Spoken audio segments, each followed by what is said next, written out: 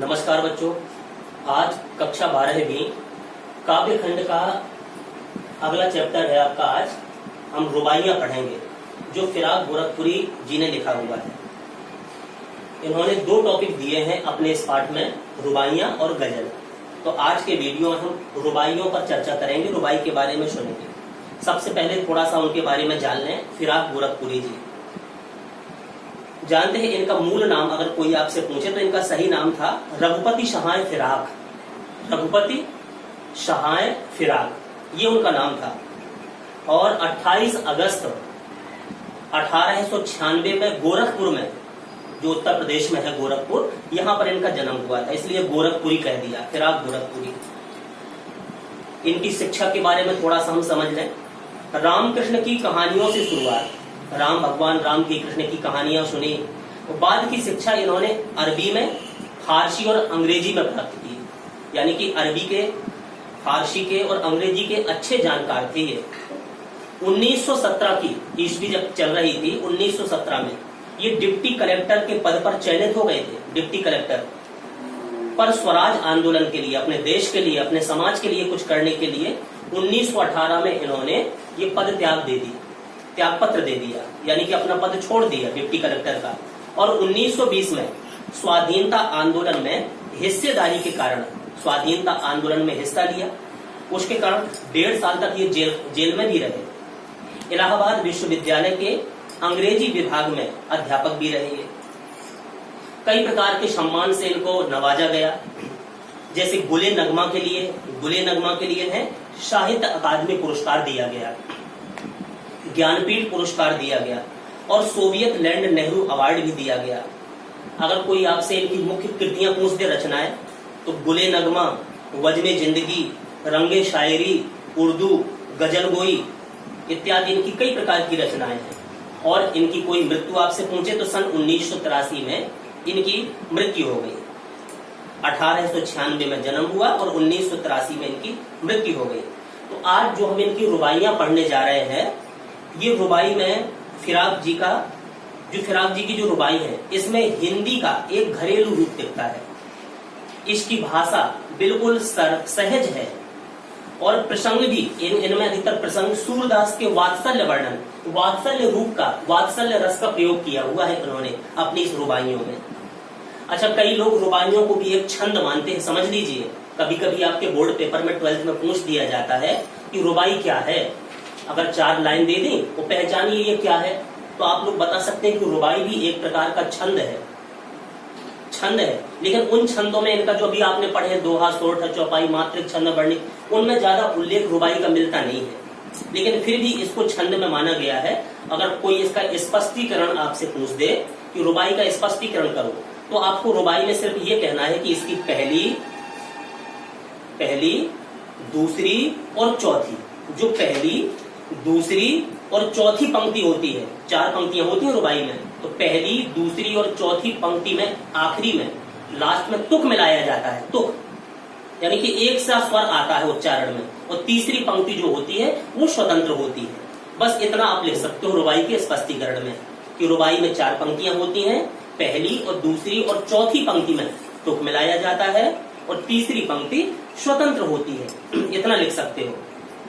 तो वात्सल्य रस का वर्णन इस रुबाइयों में किया है फिराक जी ने। जैसे मुझे चांद चाहिए, सूरदास जी ने कई प्रकार का वात्सल्य का, भगवान कृष्ण का, यशोदा का वर्णन किया है वात्सल्य का, कि मैयारी चंद्र खिलौना लेवो। जैसे बिंब आज भी उन बच्चों के लिए एक मन लुभावन खिलौना माना गया है। चंद्रमा को भी खिलौने की संज्ञा दी जाती है। तो ऐसा बहुत ही अनोखा वर्णन अपनी रुबाई में इन्होंने दिया है। यानी कि इसमें छोटे से बच्चे का वर्णन किया गया है। अब सुनिए ध्यान से रुबाइयां। जो पहली रुबाई इनकी शुरू हो रही है, इसमें क्या कहा गया, यानी कि कोई भी रुबाई आप देखेंगे तो इस पाठ में जो रुबाई है, इसमें वात्सल्य प्रेम की सुंदर झांकी फिराक गोरखपुरी जी ने प्रस्तुत की है। एक माँ है, वो अपने बेटे के प्रति दुलार का यहाँ सजीव चित्रण किया गया है। माँ अपने बेटे को कैसे दुलार कर रही है, उसका सजीव चित्रण फिराक गोरखपुरी जी ने अपनी रुबाई में किया है। इसको आप ध्यान से सुनिए। लिखा हुआ है, पहली पंक्ति बता रहे हम, आंगन में लिए चांद के टुकड़े को खड़ी, आंगन में लिए चांद के टुकड़े को खड़ी। अब आंगन में लिए, जानते हो आप लोग आंगन क्या कहलाता है, आंगन में लिए हुए खड़ी है। अब चांद का टुकड़ा किसको कहते हैं? सभी माँ अपने बच्चों को चांद का टुकड़ा कहती है, अपने छोटे छोटे बच्चों को चांद की तुलना देती है कि मेरा बेटा भी चांद की तरह सुंदर है। तो चांद का टुकड़ा, एक छोटे से बच्चे को माँ लेकर के अपने आंगन में खड़ी हुई है। तो आंगन में लिए चांद के टुकड़े को खड़ी, यानी कि माँ अपने छोटे चांद जैसे सुंदर बच्चे को लेकर के आंगन में खड़ी हुई है। और क्या करती है? हाथों पे झुलाती है उसे गोद भरी। गोद भरी यानी कि जिसकी गोद में वो बच्चा है, वो माँ अपने उस चांद जैसे सुंदर बच्चे को हाथ में लेकर के झूला झुला रही है। हाथों पे झुलाती, हाथ में लेकर के उस चांद जैसे सुंदर बच्चे को माँ झूला झुलाती है। और देखिए तीसरी पंक्ति अब क्या काम कर रही, रह रह के हवा में जो लोका देती है। रह रह के, थोड़ी देर में रुक रुक करके, रह रह करके हवा में थोड़ी सा उसको उछाल देती है, ऊपर की ओर थोड़ा सा उस बच्चे को हाथ में लेकर के उछाल देती है। जब वो ऊपर की ओर उछालती है तो देखिए बच्चा क्या करता है, गूंज उठती है खिलखिलाते बच्चे की हंसी। वो छोटा सा बच्चा जिसको माँ गोद में लेकर के आंगन में खिला रही है, वो थोड़ा सा ऊपर की ओर उछाल भी रही है हवा में। तो हवा में उछालने के साथ वो छोटा सा नन्हा सा बच्चा, चांद जैसा सुंदर बच्चा, वो खिलखिला करके अपने दांतों से खिलखिलाहट की हंसी हंसने लगता है। यानी कि हंसने के साथ उसकी जो किलकारी होती है पूरे आंगन में गूंज जाती है। छोटे से बच्चे की किलकारी पूरे आंगन में गूंज जाती है। तो देखिए फिर से सुन लीजिए, आंगन में लिए चांद के टुकड़े को खड़ी। देखिए 4 पंक्तियां हैं रुबाई में। पहली पंक्ति सुनिए, आंगन में लिए चांद के टुकड़े को खड़ी। अब देखो खड़ी, उच्चारण सुनना लास्ट की पंक्ति में, हाथों पे झुलाती है उसे गोद भरी। रह रह के हवा में जो लोका देती है। अब देखिए तीसरी पंक्ति स्वतंत्र हो गई, गूंज उठती है खिलखिलाते बच्चे की हंसी। अब फिर बड़ी ई का उच्चारण अंत में आ गया। तो पहली, दूसरी और चौथी पंक्ति में देखिए तुक मिलाया गया, तो तीसरी पंक्ति स्वतंत्र है, इसलिए यहाँ पर रुबाई का प्रयोग किया है। तो रुबाई है क्या? उर्दू फारसी मिश्रित एक छंद है। इसमें कुछ हिंदी का भी प्रयोग किया गया। हिंदी, उर्दू और फारसी भाषा मिश्रित एक छंद है ये रुबाई। तो पहली रुबाई आपको समझ में आ गई होगी। फिर से सुन लीजिए, माँ घर के आंगन में अपने लाडले को, अपने छोटे से बच्चे को दुलार रही है। चांद जैसे सुंदर बच्चे को लेकर के दुलार कर रही है, आंगन में लेकर के खड़ी हुई। वह अपने कलेजे के टुकड़े को, उस सुंदर बालक को हाथों में लेकर के हवा में उछाल उछाल कर, थोड़ी देर में हवा में उछाल करके गोद में लेकर तरह तरह से दुलार कर रही है। वो बीच बीच में बच्चे की किलकारी, बच्चा हंसने लगता है, किलकारी मारने लगता है, और उसकी किलकारी से पूरा आंगन गूंज उठता है। अच्छा, जब बच्चा हंसने लगता है तो माँ भी अपने बच्चे के हाव भाव को देख करके, उसकी प्रसन्नता को देख करके आत्मविभोर हो जाती है। आत्मविभोर हो जाती है, बड़ी प्रसन्न होती है बच्चे को खिलाते हुए। तो ये पहली रुबाई हुई, आपको समझ में आ गई होगी। अब चलिए दूसरी रुबाई हम लोग सुनते हैं। देखिए 4 पंक्तियां पहले सुन लीजिए।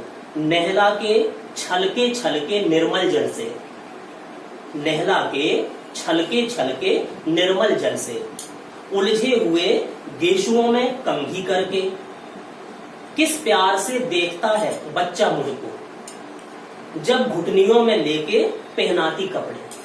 अब इसका मतलब क्या है? नहला के छलके छलके निर्मल जल से, वो माँ अपने उस सुंदर चांद जैसे सुंदर बच्चे को स्वच्छ जल से नहला रही है, नहलाती है। और क्या करती है नहलाने के बाद? उलझे हुए गेशुओं में कंघी करके, गेशु माने होते हैं बाल, उलझे हुए, अगर बाल उलझे हुए हैं तो उन उलझे हुए बालों को सुलझाने का प्रयास करती है, कंघी कर रही है। उलझे हुए बालों को सुलझाने के लिए वो उसमें कंघी कर रही है, सुलझा रही है कंघी से उलझे हुए बालों को। ठीक है, आगे की 2 पंक्तियां और देखिए। किस प्यार से देखता है बच्चा मुझे को, जब घुटनियों में लेके पहनाती है कपड़े। चलिए माँ ने बच्चे को नहला दिया स्वच्छ जल से, उसके बालों को सुलझा दिया, कंघी भी कर दी, और जब घुटनों में दे करके, यानी कि अपनी गोद में बिठा करके वो माँ पहनाती कपड़े। जब उस बच्चे को कपड़े पहनाती है, कपड़े पहनाया करती जब गोद में लेकर के घुटनों में बिठा करके, तो किस प्यार से, बहुत प्यार से वो बच्चा अपनी माँ का चेहरा निहारता है। जब माँ कपड़े पहनाती है तो बहुत प्यार के साथ वो बच्चा अपनी माँ का चेहरा निहारता है। फिर से एक बार इसका अर्थ सुन लीजिए। माँ अपने लाडले को स्वच्छ जल से नहलाती है, उसके उलझे हुए बालों को कंघी करके सुलझाती है, माँ अपने नन्हे बच्चे को निहार निहार कर, माँ भी अपने बच्चे को बार बार निहार रही है और तृप्ति का अनुभव करती है, तृप्त होती है बच्चे के चेहरे को देख करके, उसके सुंदर चेहरे को देख करके। और जब वह माँ अपने उस बच्चे को अपनी गोद में, अपने घुटनों में लेकर के वस्त्र बदलती है, कपड़े पहनाती है, तो वो नन्हा सा छोटा सा बालक बड़ी प्रेम भरी दृष्टि से अपनी माँ को निहारता है। इस तरह कवि ने इस रुबाई में, जो ये दूसरी रुबाई पढ़ी गई, इसमें माँ बालक के आपसी मधुर स्नेह को रेखांकित किया है। तो ये दो रुबाई आपको समझ में आई होंगी। चलिए तीसरी रुबाई ये दीपावली का वर्णन करती है। तीसरी रुबाई में दीपावली का वर्णन कवि फिराक गोरखपुरी जी ने किया हुआ है। जानते हैं आप लोग, जब दीपावली का पर्व आता है तो चाहे गरीब इंसान हो चाहे धनवान हो, सब अपने अपने घरों की सफाई करते हैं। थोड़ी बहुत पैसा है तो घर को सजावट करवाते हैं, कई लोग प्रकाशित करते हैं, घर को लाइट लगवाते हैं और रंगाई पुताई करवाते हैं घर की, जैसी भी स्थिति, साफ सुथरा करते हैं अपने घर को, ठीक है ना। और जो ये माँ है, जिस माँ का वर्णन किया हुआ है, ये माँ थोड़ी गरीब है। अच्छा, दीपावली में कई स्थानों पे आपने देखे होंगे कि मेले भी लगाए जाते हैं। तो जब मेले लगाए जाते हैं, तरह तरह के खिलौने उसके माता पिता अपने बच्चों को लिवाते हैं। लेकिन एक गरीब है तो चीनी मिट्टी के खिलौने ही अपने बच्चे को कोई कोई माँ दे देती है। इतनी हैसियत नहीं है, इतने पैसे नहीं है कि अच्छा सा हम खिलौने लिवा सकें, तो चीनी का खिलौना, चीनी का, कई शक्कर के बने हुए, जैसे गुल्ले मकर संक्रांति में आते हैं, वो भी चीनी का खिलौना, उसमें भी तरह तरह की आकृतियां बनी होती हैं खिलौनों की। ये चीनी मिट्टी समझ लीजिए, चीनी मिट्टी के सस्ते आ जाते हैं, वो भी खिलौना देती है माँ दीपावली में, अगर गरीब है तो। ऐसा ही वर्णन किया हुआ इस रुबाई में है। क्या कहते हैं, फिराक जी लिखते हैं कि दिवाली की शाम घर पुते और सजे। चलिए दिवाली की शाम है, दिवाली की शाम का वर्णन कर रहे हैं फिराक गोरखपुरी कि सब घर, सभी प्रकार के, सभी लोगों के घर सज गए हैं, पुताई भी उन घरों में हो चुकी है, पुताई भी हो चुकी है। यानी कि दीपावली की शाम तक सभी घरों में रंगाई और पुताई हो चुकी है, सजावट भी हो चुकी है। चीनी के खिलौने जगमगाते लावे, और वो गरीब माँ अच्छा सा खिलौना तो नहीं दे पाई, तो लेकिन वो गरीब माँ अपने बच्चे को चीनी मिट्टी का बना हुआ एक खिलौना ला करके दे देती है कि बच्चे तू इस खिलौने से खेल। यानी कि चीनी मिट्टी का, चीनी का खिलौना अपने बच्चे को ला करके वो प्रदान करती है।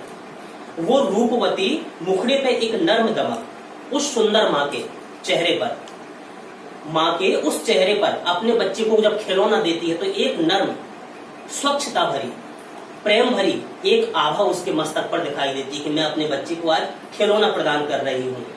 और वो माँ का क्या करती है, बच्चे के घरौंदे में जलाती है दिए, उस बच्चे के घर में फिर दीपकों को प्रज्वलित करती है। इसी को नाम है दीपावली, दीपावली, यानी कि दीपक प्रज्वलित करती है, दीपकों की पंक्ति सजाती है वो माँ। फिर से सुन लीजिए एक बार, दीपावली की शाम घर पुते और सजे, चीनी के खिलौने जगमगाते लावे, वो रूपमती मुखड़े पे एक नर्म दमक, बच्चे के घरौंदे में जलाती है दिए। यानी कि बच्चे प्रायः अपने माता पिता से खिलौनों की फरमाइश करते हैं दीपावली पर गरीब बच्चों की ये इच्छा केवल विशेष त्योहारों पर ही पूरी हो पाती है, विशेष त्योहारों पर ही। दीपावली के पर्व पर घरों को रंग से, सफेदी से चमकाया जाता है, साफ सुथरा किया जाता है। तो ऐसी दीपावली की शाम को सभी घर सज जाते हैं, पुत जाते हैं, लिपाई पुताई हो जाती है और तरह तरह से उनको सजाया जाता है। अच्छा, चीनी के खिलौने जगमगाते लावे, इस पर्व पर बच्चों को भी चीनी के बने हुए खिलौने मिल जाते हैं, उन्हें खेलने के लिए मिल जाते हैं चीनी मिट्टी के खिलौने। तो वे भी, छोटे छोटे बच्चे भी उन खिलौनों को पाकर के बहुत प्रसन्नता का अनुभव करते हैं, अति प्रसन्न हो जाते हैं।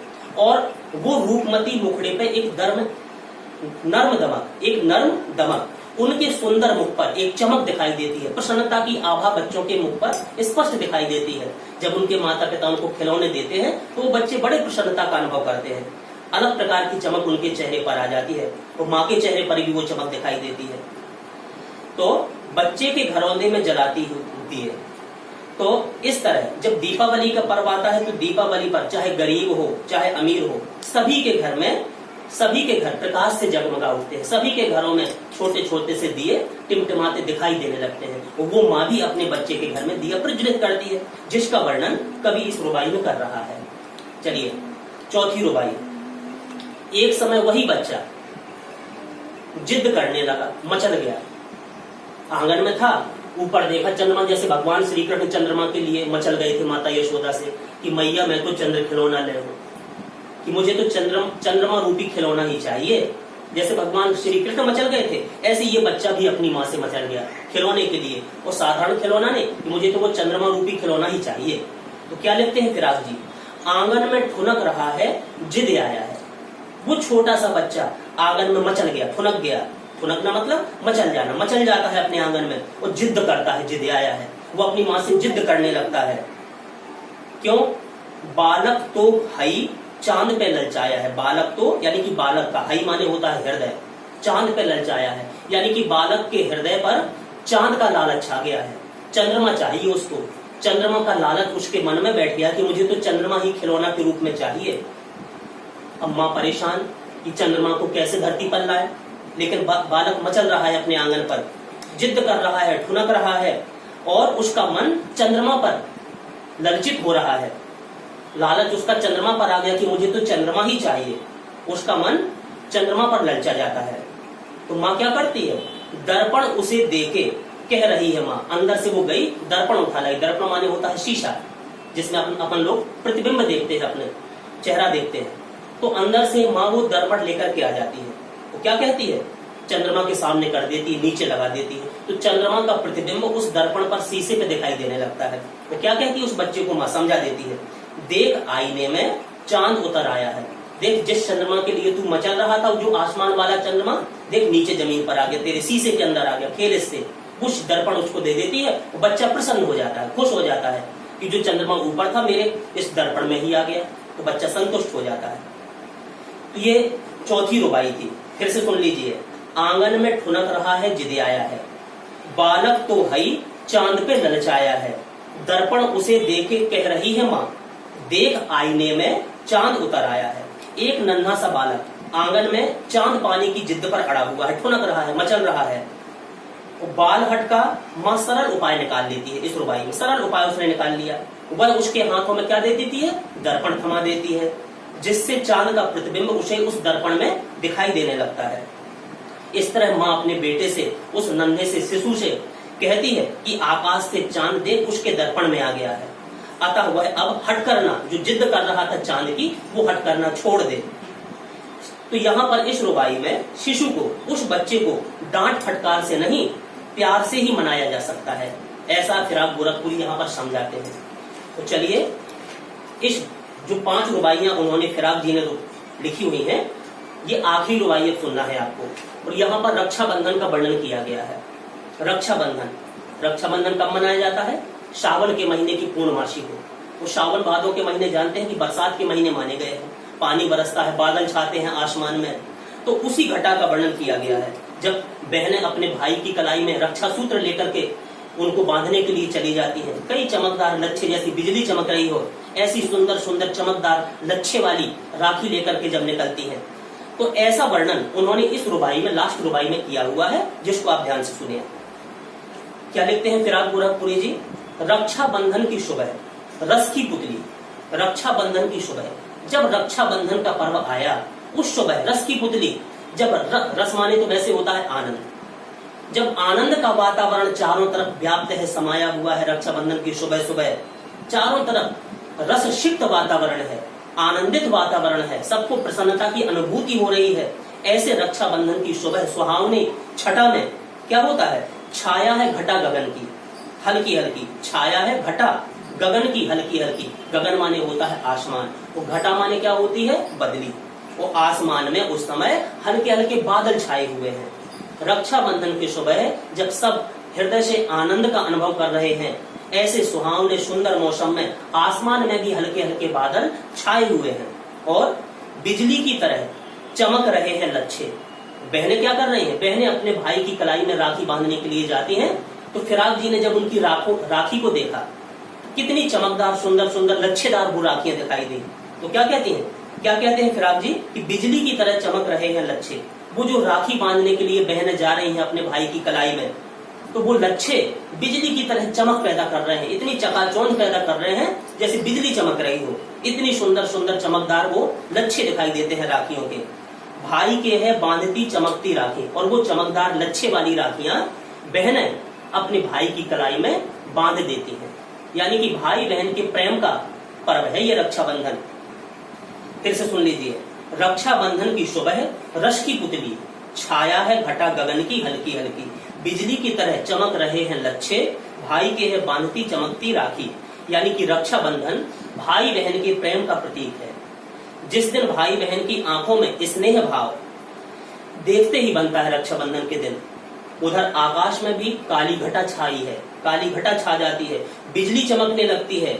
कभी आकाशीय उस बिजली को देख करके आकाश में भी जैसे बादल छाते हैं काले काले, बिजली चमकती है कभी कभी, तो बादल का और बिजली का जैसा संबंध है।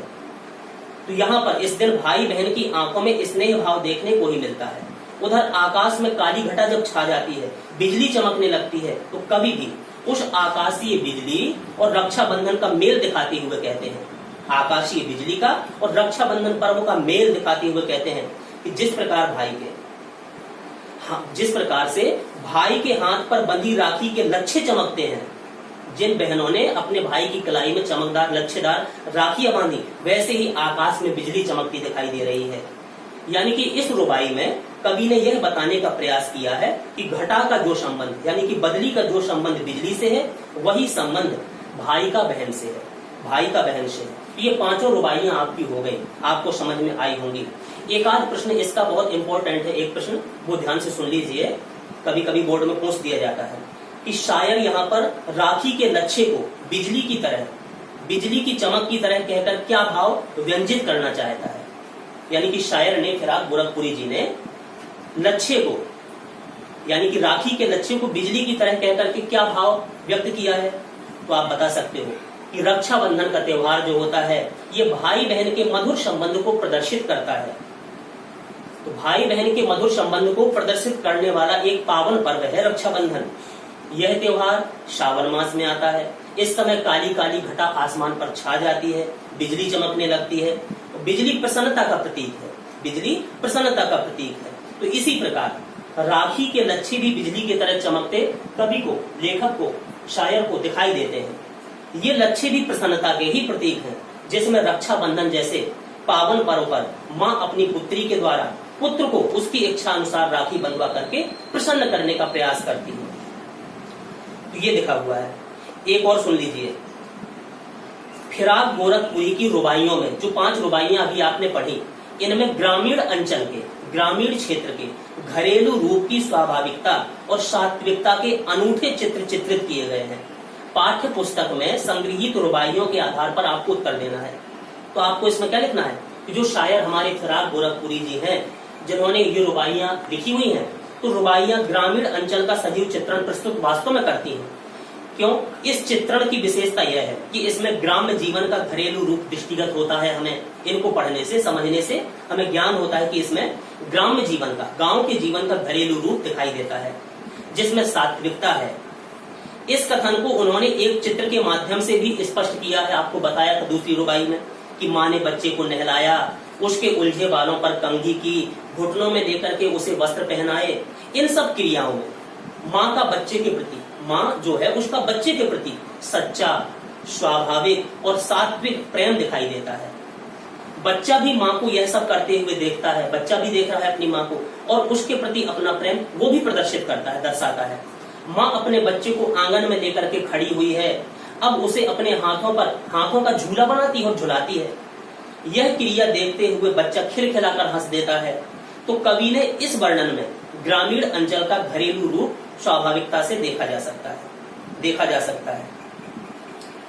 तो ये पाठ आपको समझ में आ गया होगा। जो पहला टॉपिक हमने अभी आज आपको समझाया, रुबाइयां, आशा है आपको समझ में आया होगा। इसको बार बार सुनिए, समझिए। कल के वीडियो में हम इसका गजल जो टॉपिक है इसका वर्णन करेंगे। अभी इस टॉपिक को यही समाप्त करते हैं। धन्यवाद।